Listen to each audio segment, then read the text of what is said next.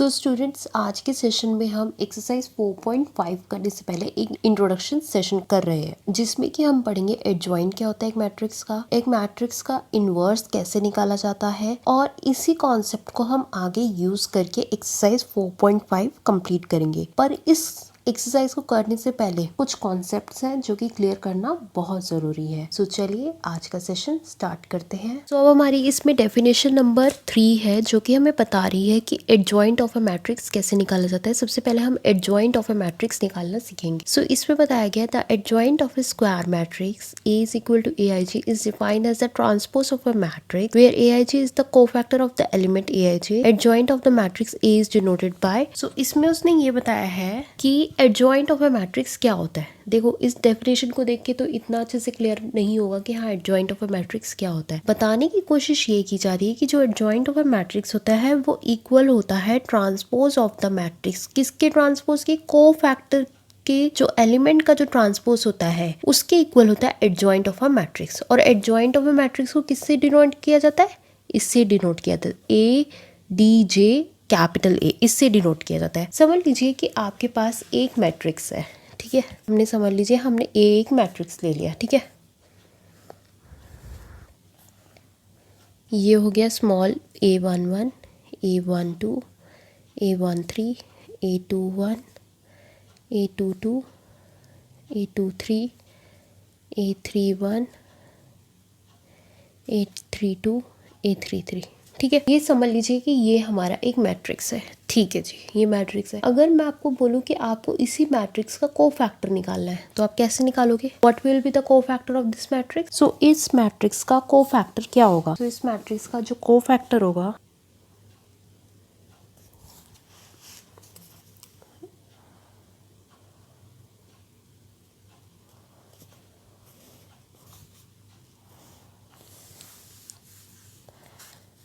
वो होगा A11, A12, A13, A21, A22, A23, A31, A32, A33। तो ये हुआ इसका कोफैक्टर आपने निकाल लिया। किसका निकाला? इस मैट्रिक्स का आपने कोफैक्टर निकाल लिया, ठीक है जी। अब क्या करो, आप इस कोफैक्टर का ट्रांसपोज कर दो। ट्रांसपोज क्या होता है? ट्रांसपोज होता है interchanging of rows and column. तो अब हम क्या कर रहे हैं? इसका ट्रांसपोज कर रहे हैं।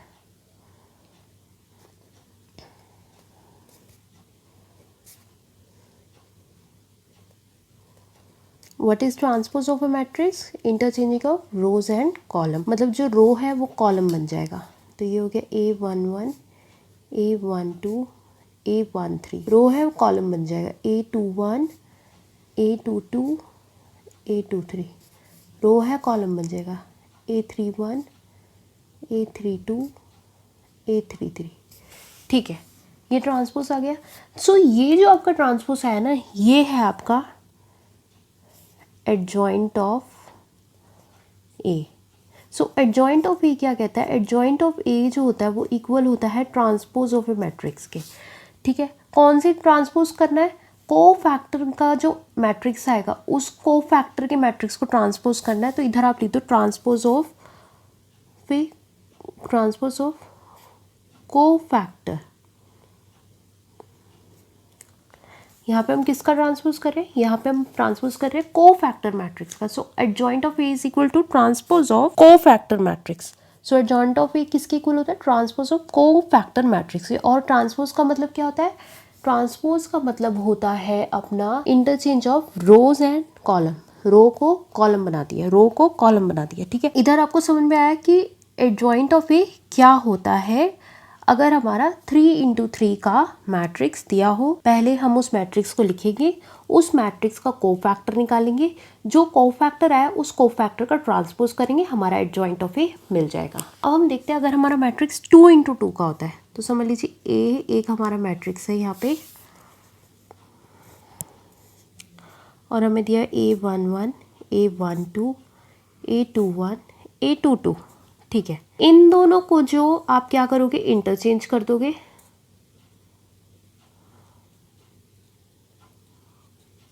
इन दोनों को क्या करोगे? इंटरचेंज।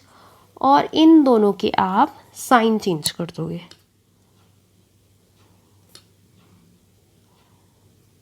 करेक्ट, इन दोनों को आपने इंटरचेंज करना और इन दोनों के साइन चेंज कर देने। फॉर एग्जाम्पल ए आपको एक मैट्रिक्स दिया हुआ है, क्या दिया हुआ है, ए आपको एक मैट्रिक्स ये दिया हुआ है 2 4 5 6।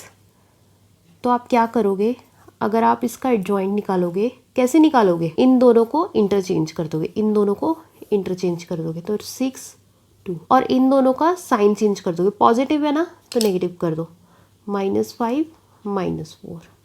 तो ये क्या आ गया आपका adjoint of A. Adjoint of A क्या आया,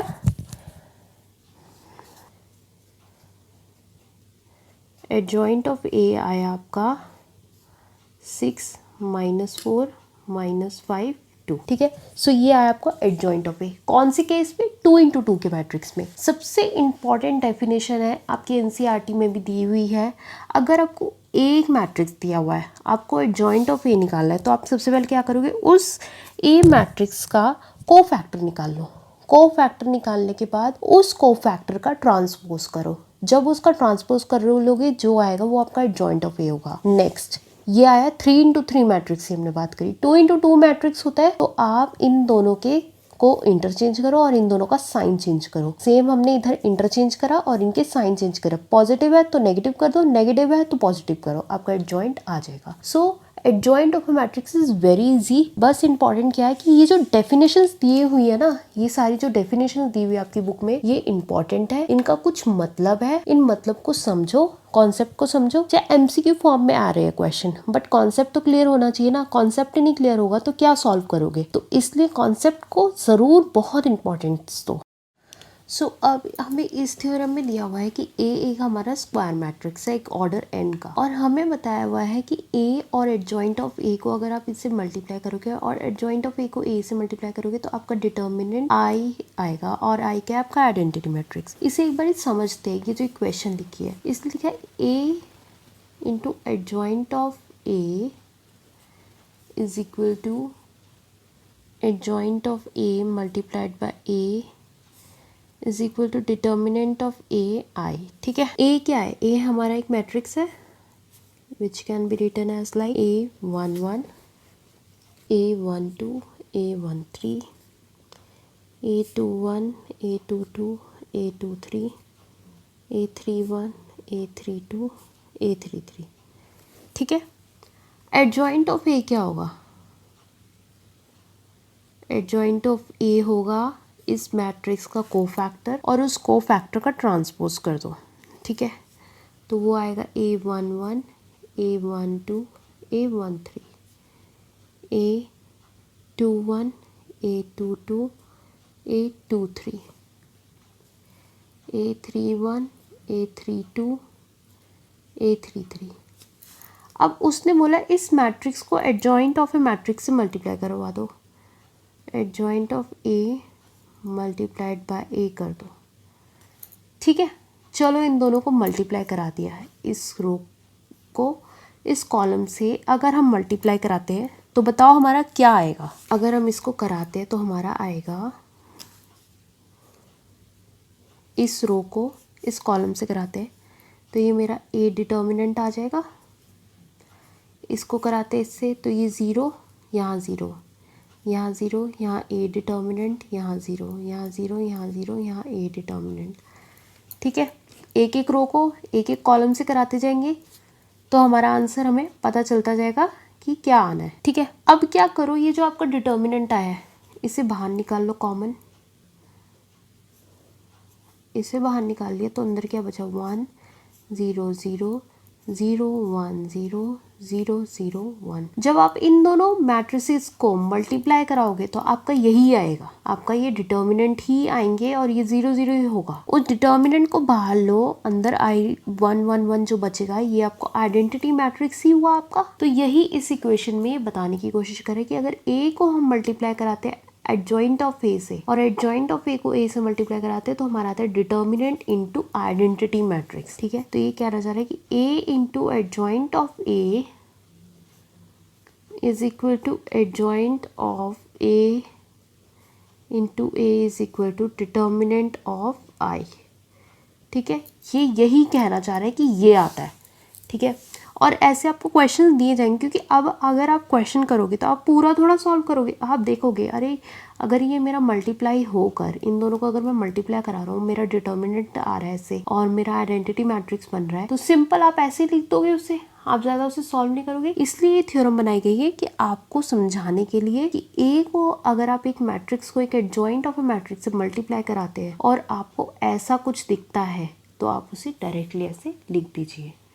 सो आगे बढ़ते हैं। अब डेफिनेशन दिया और उसमें बोला कि एक स्क्वायर मैट्रिक्स जो होता है वो सिंगुलर होता है अगर उसका डिटर्मिनेंट 0 के इक्वल हो। तो हमने एक मैट्रिक्स लिया ये 1 4 2 8, इसका हम डिटर्मिनेंट निकाल लें 1 into 8 minus 4 into 2। 1 into 8 is 8, 4 into 2 is 8, 8 minus 8 is 0।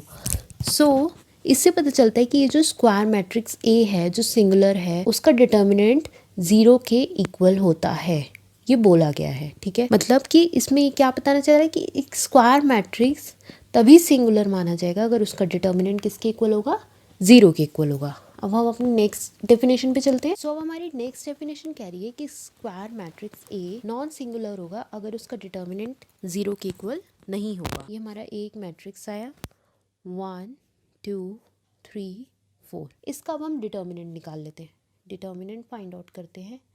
तो ये आया 1 into 4 minus 3 into 2।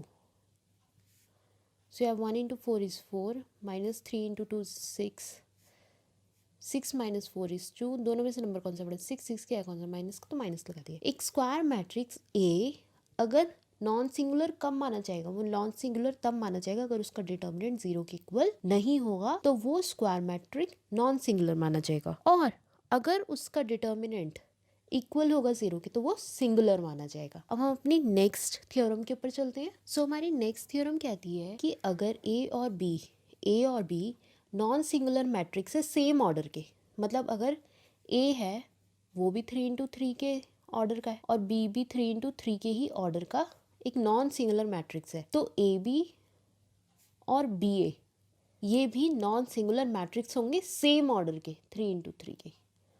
Of course अगर आप इन्हें मल्टीप्लाई कराओगे तो 3 इंटू 3 का ही मैट्रिक्स आएगा, बट वो भी नॉन सिंगुलर ही होगा। जैसे ए भी नॉन सिंगुलर है, बी भी नॉन सिंगुलर है, तो ए बी जो आएगा सेम ऑर्डर का आएगा और नॉन सिंगुलर ही आएगा। ये कहने का मतलब है इस थ्योरम का कि अगर ए और बी दोनों नॉन सिंगुलर है अलग अलग, तो क्या रिजल्ट आएगा, तो A B and B A are also non singular matrix of the same order. तो ए बी भी नॉन सिंगुलर आएगा और बी ए भी नॉन सिंगुलर मैट्रिक्स आएगा सेम ऑर्डर का 3 इंटू 3 के मैट्रिक्स का। ठीक है, अब हम अपनी नेक्स्ट थ्योरम पे पढ़ते हैं। सो अब हमें इस थ्योरम में दिया हुआ है कि जो प्रोडक्ट ऑफ मैट्रिक्स है ए और बी का जो प्रोडक्ट है उनका जो डिटर्मिनेंट है वो इक्वल होगा इनके रिस्पेक्टिव प्रोडक्ट से, मतलब determinant of A and determinant of B के। ठीक है, अब हमें समझ लीजिए हमें एक फाइंड आउट करना है adjoint of A into A का डिटर्मिनेंट, ये हमें निकालना है। तो हमने इससे पहले एक थ्योरम में पढ़ा हुआ है कि एडजॉइंट ऑफ ए इंटू ए कितना होता है, ये होता है डिटर्मिनेंट ऑफ ए इंटू आई। ठीक है, ये कितना होगा, अगर मैं इसे मल्टीप्लाई कराऊंगी तो क्या आएगा, ये मेरा आएगा determinant of A 0 0 0, determinant of A 0 0 0, determinant of A. ठीक है, अब अगर मुझे इसी का ही मैं डिटर्मिनेंट कर लूँ, इसी का ही, तो मेरा यहाँ पे क्या आएगा, determinant of adjoint of A into A का डिटर्मिनेंट इज इक्वल टू, इसका मैं अगर डिटर्मिनेंट निकालूंगी तो ये आएगा determinant of A 0 0, determinant of A 0 0 0, determinant of A. अब मैं क्या कर रही हूँ कि मैं इसमें से ए को बाहर कॉमन निकाल रही हूँ, डिटर्मिनेंट ऑफ ए को, तो ये मेरा हो जाएगा adjoint of A into A का determinant is equal to A का डिटर्मिनेंट की पावर 3, क्योंकि तीनों डिटर्मिनेंट बाहर निकाले, अंदर क्या बचेगा मेरा 1 1 1 0 0 0 0 0 0 0। ठीक है, अब आप क्या करोगे, अब यहाँ पे ये देखो, यहाँ पे पावर 3 है, यहाँ पे पावर 1 है। ठीक है, अगर हम इन पावर्स को डिवाइड में लेकर जाते हैं, अगर हम इसको ऐसे लिखते हैं एडजॉइंट ऑफ ए का determinant is equal to determinant of A की पावर 3 अपॉन में डिटर्मिनेंट ऑफ ए की पावर 1। तो इसे हम ऐसे लिख सकते हैं, एडजॉइंट ऑफ ए का determinant is equal to determinant of A की पावर 3 माइनस 1। पावर डिनोमिनेटर में है तो माइनस हो जाएगी, अगर एक साथ होती सेम वेरिएबल होता तो पावर ऐड हो जाती, डिनोमिनेटर में है तो माइनस हो जाएगी। तो ये होगा एडजॉइंट ऑफ ए का determinant is equal to A determinant की पावर 2। बट इसमें ये वाला जो पॉइंट है ये कहने की कोशिश कर रहा है, अगर आपको कोई क्वेश्चन आता है इसमें ये पता चल रहा है ये वाले पॉइंट से कि अगर आपका एडजॉइंट ऑफ ए का डिटर्मिनेंट होता है, एडजॉइंट ऑफ ए का डिटर्मिनेंट होता है तो वो उस डिटर्मिनेंट का n-1 होता है, ठीक है। एडजॉइंट ऑफ ए का डिटर्मिनेंट इज ए का डिटर्मिनेंट का n-1। तो ये थ्योरम ये बताना चाह रही थी कि अगर दो डिटर्मिनेंट का, अगर हम दो मैट्रिसेस का प्रोडक्ट करते हैं, उनका डिटर्मिनेंट करते हैं तो हमारा वो किसके इक्वल होगा, वो उनके रिस्पेक्टिव प्रोडक्ट के इक्वल होगा। फिर हमने देखा कि adjoint of A determinant into I करते तो क्या आंसर आता है, तो हमने देखा उससे कि अगर हम एडजॉइंट ऑफ ए करते हैं और उसका डिटर्मिनेंट करते हैं तो वो इक्वल होता है ए के डिटर्मिनेंट, उसी के डिटर्मिनेंट के पावर के n-1 के। बट मेन क्या है, जब आप इसको सॉल्व करोगे तो इसमें ये ध्यान रखना है कि एडजॉइंट ऑफ ए इंटू ए क्या है, डिटर्मिनेंट ऑफ ए इंटू आई, जो कि आपने पहले पढ़ा हुआ है। वैसे ये पूछा तो नहीं जाता क्वेश्चन, बट मैंने इसलिए बताया है कि आपको एक क्लैरिटी मिले कि ये सॉल्यूशन हुआ कहाँ से और हमने इसको कैसे सॉल्व किया है। अपनी नेक्स्ट थ्योरम की तरफ मूव करते हैं। थ्योरम नंबर 4 हमें बता रही है कि एक स्क्वायर मैट्रिक्स जो है वो इन्वर्टिबल होता है अगर ए जो है नॉन सिंगुलर मैट्रिक्स हो। एक तरफ से ये आपको इनवर्स ऑफ ए मैट्रिक्स का फॉर्मूला बता रहा है कि इनवर्स ऑफ ए मैट्रिक्स कैसे फाइंड आउट किया जाता है। सो ये फाइंड आउट किया जाता है ए का inverse is equal to adjoint of A into में 1 अपॉन में ए का डिटर्मिनेंट, ठीक है। बट इसको भी देखते हैं कि ये भी फॉर्मूला कैसे बना। अगर हम एडजॉइंट ऑफ ए इंटू में ए करते हैं तो कितना आता है, determinant of A into I, am I right, ठीक है। अब हम क्या करते हैं, एडजॉइंट ऑफ ए इंटू में 1 अपॉन में इस डिटर्मिनेंट वाले ए को डिनोमिनेटर में ले जाओ तो ये क्या है, is equal to I into में ये वाला ए इधर चला गया, ये डिनोमिनेटर में चला गया, 1 अपॉन ए, ठीक है। सो ये क्या हुआ, adjoint of A is into में 1 upon A determinant is equal to identity matrix is equal to 1, तो 1 into 1 upon A is 1 upon A, ठीक है। सो इसको हम ऐसे लिख सकते हैं, एडजॉइंट ऑफ ए इंटू में 1 अपॉन ए का डिटर्मिनेंट इज इक्वल टू, अगर 1 अपॉन ए दिया हुआ है तो इसका मतलब पावर माइनस में है तो ए की पावर क्या हो जाएगी, -1। अगर हमें 1 अपॉन 2 दिया होता तो इसका मतलब पावर क्या है, 2 की पावर -1 है, ठीक है। तो इससे बना ये है आपका इन्वर्स का फॉर्मूला, ऐसे बना कि एडजॉइंट ऑफ ए इंटू में 1 upon A determinant is equal to A का इन्वर्स। ये फॉर्मूला ये तो है, बट ये बना कैसे, इससे बना है और ये बहुत इंपॉर्टेंट है। ये आपकी थ्योरम नंबर 2 में आपको बताएगी कि adjoint of A into A is equal to A का डिटर्मिनेंट इंटू आई। सो अगर आपको आज का सेशन अच्छा लगे तो प्लीज़ वीडियो को लाइक करिए, शेयर करिए, चैनल को सब्सक्राइब करना बिल्कुल भी मत भूलिए और इस इंट्रोडक्शन सेशन को अच्छे से देखिए क्योंकि इससे आपके कॉन्सेप्ट काफ़ी हद तक क्लियर होंगे, जिससे कि आप एक्सरसाइज 4.5 करने में आपको ईजी रहेगा, प्रॉब्लम नहीं आएगी। अपने देश का नाम रोशन करिए, पेरेंट्स का नाम रोशन करिए, खूब मन लगा के पढ़ाई करिए, प्रैक्टिस बिल्कुल भी मत छोड़िए, डेली प्रैक्टिस